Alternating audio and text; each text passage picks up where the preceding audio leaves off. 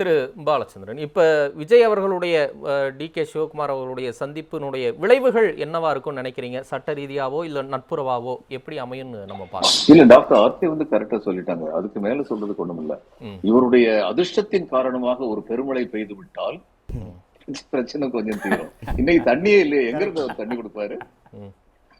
அதனால இவர் போறதுல வந்து வெறுங்கையோட தான் மழை, அது மாதிரி மழை வரலன்னா வெறுங்கையோட தான் திரும்பணும். இதுதான் உண்மை.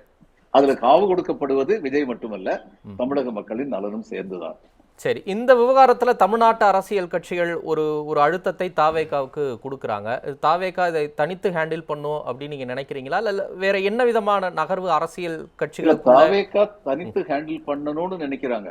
அவங்க யார் பேச்சையும் கேட்க வேண்டிய தேவை இல்லைன்னு நினைக்கிறாங்க. இவருக்கு வந்து அரசியல் மாடல் வந்து பிரைம் மினிஸ்டர் தான். பத்திரிகையில என்ன விமர்சனம் வந்தாலும் கவலைப்படாத, 10 நாள்ல எல்லாரும் மறந்துடுவாங்க.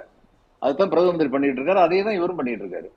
திரும்ப திரும்ப இவர் எதெல்லாம் வந்து ஸ்டாலின் அவர்களை குறை சொன்னாரோ, லெட்டர் எழுதிட்டு சும்மா போதுமா அப்படின்னு கேட்டாரு. இப்ப இவர் என்ன பண்றாரு?